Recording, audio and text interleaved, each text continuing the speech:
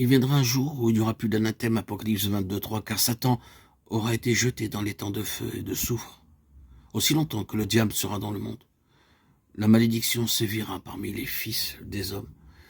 L'humanité ne pourra jamais s'y soustraire avant d'avoir été débarrassée de sa présence infernale.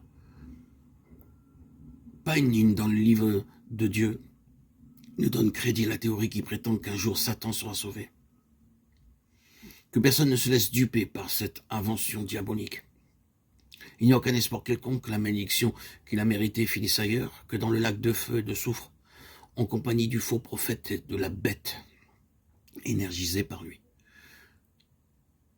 S'il se trouve quelqu'un qui croit qu'un jour viendra où Satan sera sauvé, sachez que vous ajoutez foi à un mensonge des esprits séducteurs, mensonge qui émane de l'abîme. Il faut que les chrétiens sachent contrôler par l'étalon de la parole de Dieu les 1001 doctrines qui foisonnent dans le monde aujourd'hui. À mesure que vos yeux s'ouvriront et que vous constaterez l'étendue des ravages commis par le diable depuis Éden jusqu'à nos jours, et ce qu'il fait dans le monde actuellement, il montera des profondeurs de votre esprit où Dieu habite, rien de moins, rien d'autre qu'un fervent Amen quant à la malédiction prononcée sur Satan et toutes ses armées ténébreuses dans le jardin d'Éden.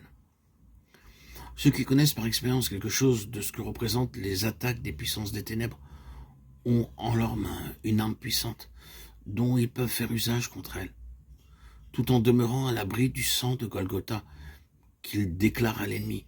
Tu es sous la malédiction de Dieu, car il est écrit, tu seras maudit. Déjà paraît à l'horizon l'accomplissement de cette parole. Le rapproche ou le prince des ténèbres, le grand dragon, le serpent ancien, appelé le diable et Satan, celui qui séduit toute la terre, sera jeté dans l'abîme. Apocalypse 12:9. Ce qu'il nous faut aujourd'hui, c'est une arme infaillible qui nous assure la victoire, la délivrance. Cette arme, grâce soit rendue à Dieu, est à notre disposition dans l'Évangile. Là, nous trouvons l'assurance que la croix du calvaire nous a franchis de toute malédiction. En saisissant nous-mêmes cette délivrance, nous pouvons ensuite proclamer aux puissances des ténèbres, qui déjà sont sous les pieds de notre Seigneur, glorifié, Éphésiens 1:20-22, 1 Corinthiens 15:27. Au nom de Jésus, je dis Amen à la malédiction que Dieu a prononcée sur vous. Retirez-vous de moi. Serviteurs de Dieu, tenez ferme à votre poste au fort de la bataille, revêtus de toute l'armure de Dieu, fortifiés par la puissance de son esprit, et sachez faire usage de la vérité révélée dans la Bible. Emparez-vous des armes de guerre qui ont été forgées pour que vous remportiez la victoire par leurs moyens. Elles sont à votre disposition dans l'arsenal de la parole de Dieu, afin que, par elles, vous combattiez le bon combat. 1 Timothée 1:18.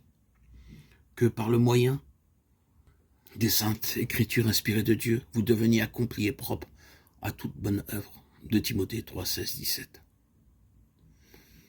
Loué soit le Seigneur pour Golgotha. Christ nous a sauvés. Oui, Christ nous a rachetés de la malédiction de la loi, ayant été fait malédiction pour nous. Galates 3:13.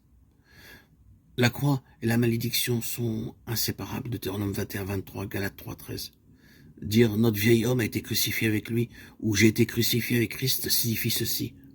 Je reconnais que mon ancienne nature, ma vie propre, moi-même, ne mérite que la malédiction, et que le seul moyen d'en être délivré est de la livrer à la mort. J'accomplis donc volontairement cet acte. J'abandonne à la croix comme une chose perverse et maudite mon vieil homme, ma nature charnelle, ma vie personnelle avec sa volonté propre et toutes ses œuvres. La manière dont agit la foi que nous avons dans le pouvoir de la croix est très simple. Elle nous donne en même temps révélation et délivrance de la malédiction et du pouvoir de la chair. Je commence à comprendre que la chose dont j'ai besoin est de considérer la chair comme Dieu la voit, d'accepter la garantie que me donne la croix, qu'elle a été mise à mort, et de la regarder ainsi que tout ce qui émane d'elle comme une chose maudite.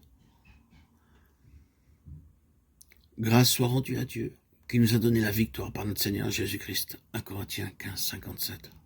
Ils l'ont vaincu à cause du sang de l'agneau et à cause de la parole de leur témoignage. Et ils n'ont pas aimé leur vie, jusqu'à craindre la mort. Apocalypse 12:11. Gloire à Dieu au plus haut des cieux, et paix sur la terre aux hommes qu'il aime. À toi Seigneur, tout honneur, toute gloire pour les siècles des siècles. Amen. Alléluia.